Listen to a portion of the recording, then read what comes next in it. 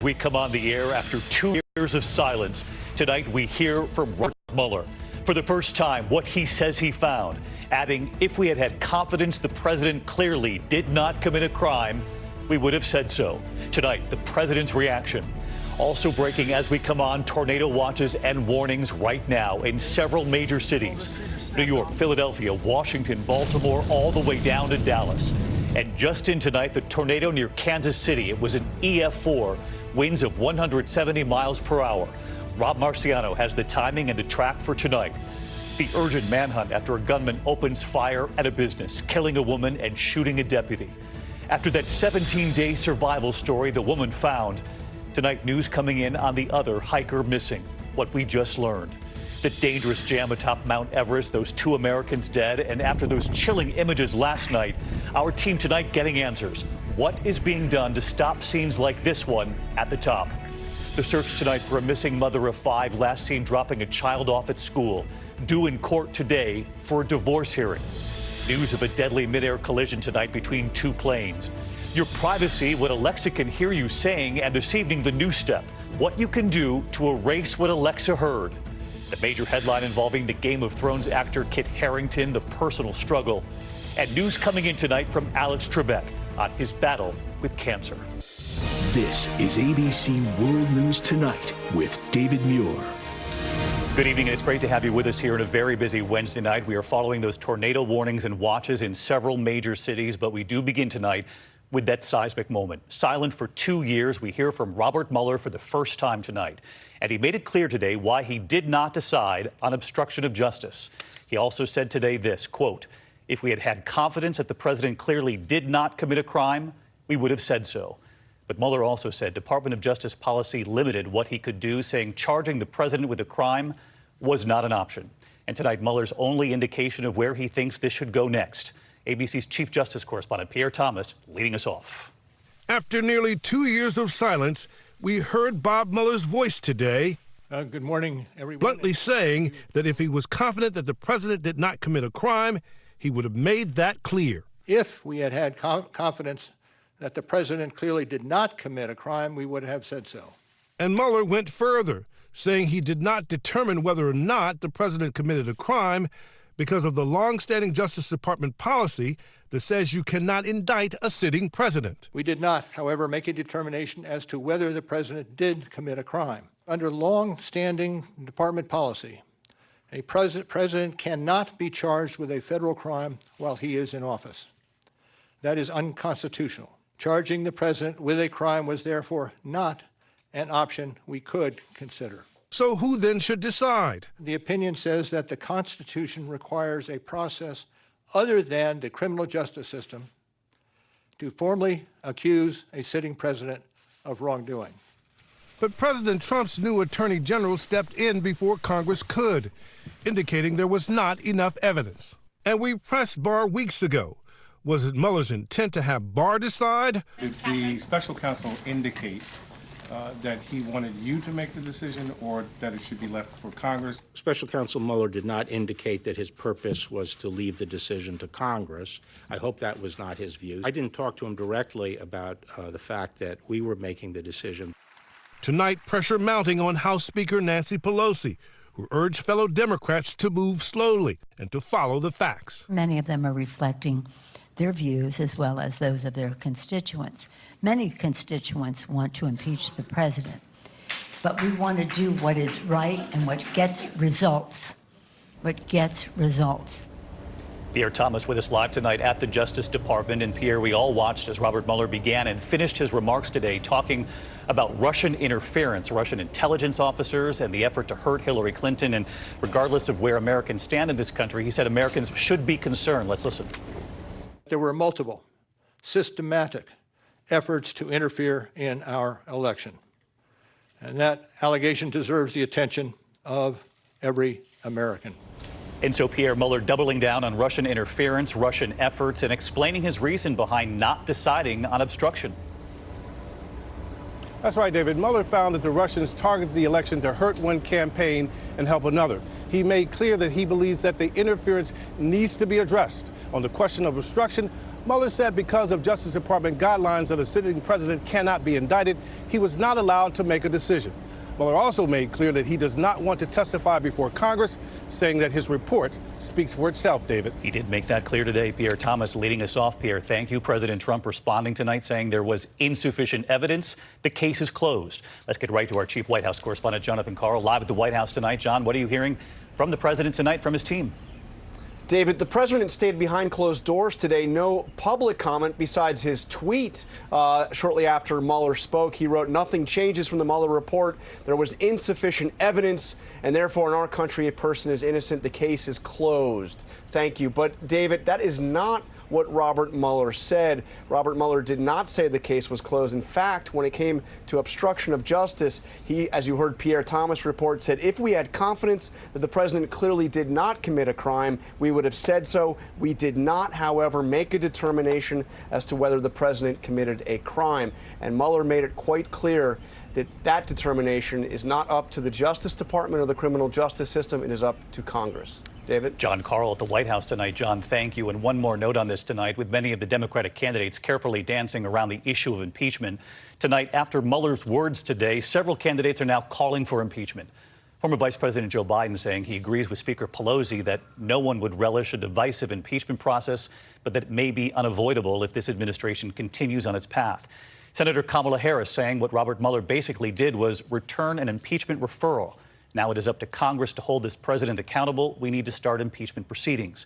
And Senator Elizabeth Warren, who was one of the first to call for impeachment last month, saying today it's up to Congress to act. They should. Meantime, to the other major story tonight, tornado watches and warnings as we come on. The risk stretching, in fact, from Dallas to Washington, D.C., from Philly right up through New York. And you can see the threat here in the Northeast at this hour. This is the radar for the New York City area, Philadelphia, Washington, Baltimore, as I mentioned, on alert 2. More than 20 reported tornadoes in just the past 24 hours. And we have learned it was an EF4 that destroyed this home in Linwood, Kansas. Winds up to 170 miles an hour.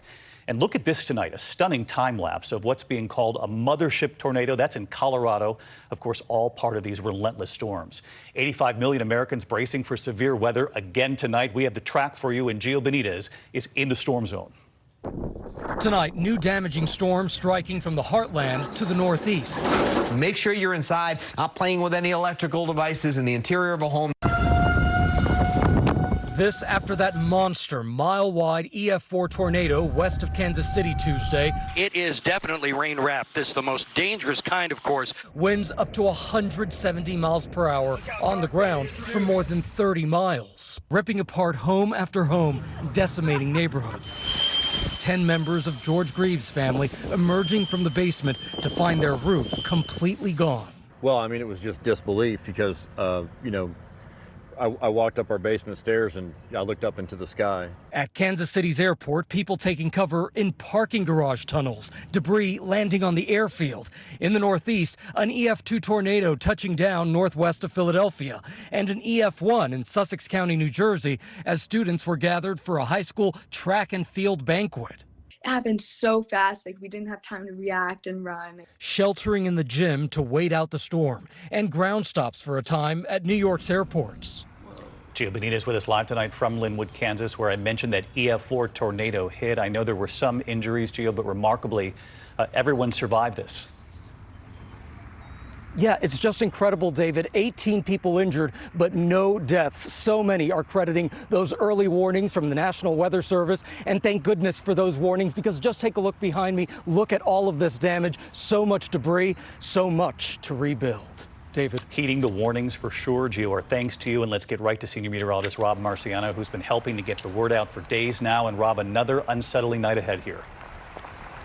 Yeah, here we go again, David. Nearly 2 weeks in this pattern. We had a couple of thunderstorms come through New York. Now it's just a heavy rain. Let's show it to you on the radar. Even a tornado warning earlier in Trenton, New Jersey. There's some roads closed in New Jersey because of all this heavy rain. Philadelphia, you're about to get clipped. Another rough night for Pittsburgh with flash flood watches there. The backside is a bigger side of this with St. Louis, Springfield, all the way down to Dallas. We had a couple of reported tornadoes already east of Dallas. You're under a watch until 8 o'clock. But this whole area from Austin to Atlantic City, until midnight, it's going to get rough. We start to break down this pattern tomorrow, but it's still going to be some weakness from Cincinnati, Ohio, through Pittsburgh, again in through Philadelphia and New York City.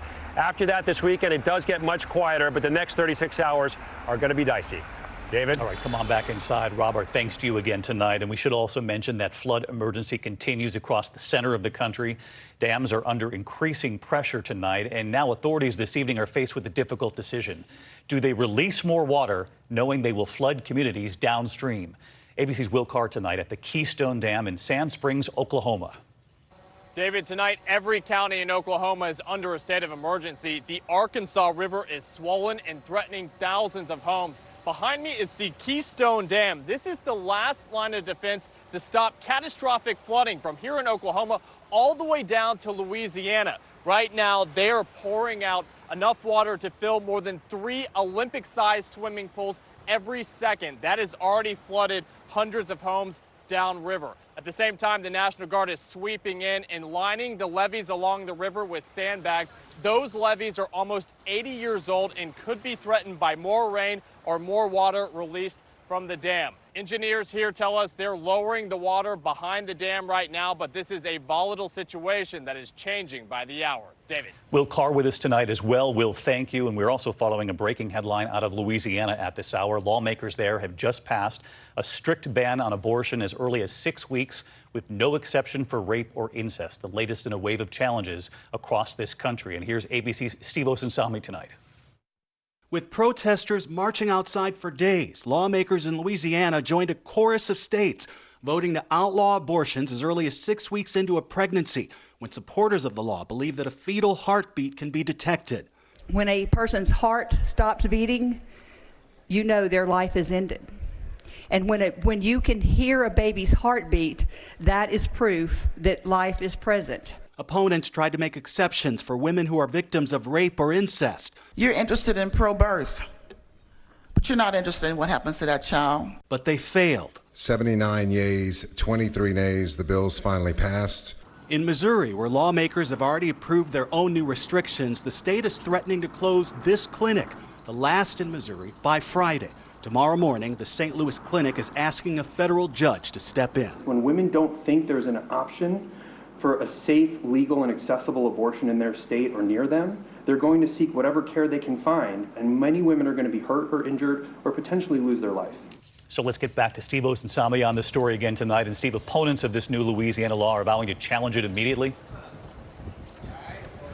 That's right, David. The governor is promising to sign it. He's a Democrat. In a way, though, it's already being challenged. The way this law was written in the legislature, its fate is tied to a similar law in Mississippi that is already being challenged in federal court. David? All right, Steve, thank you. There is also news coming in tonight following a deadly shooting and manhunt. A gunman opening fire at a business, killing a woman, shooting a deputy and 2 others. ABC's Adrian Bankert now with the images from outside Houston.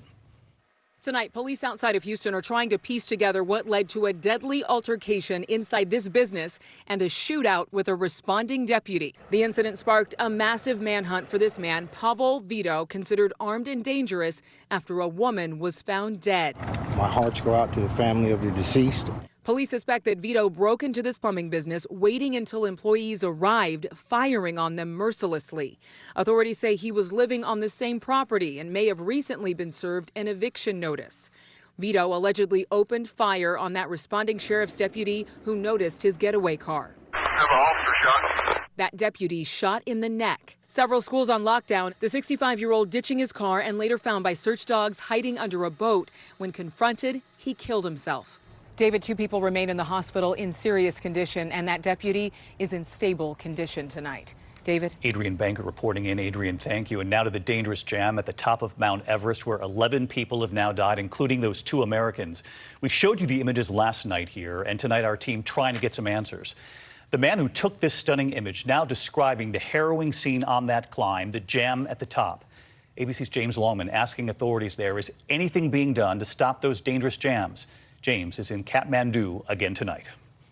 Tonight, we talk to the man who took that infamous photo of hundreds of climbers gridlocked at the summit of Everest. Tensions running high. There was a bit of an argument when I took the pictures because people who are coming up wanted to go first and people who are summited wanted to go down too as well. He says he spent 90 minutes in the crowd directing traffic at the top of the world. Somebody had to take the lead because if you don't manage that, everybody gonna get stuck. But 11 climbers were lost in just 10 days, including 2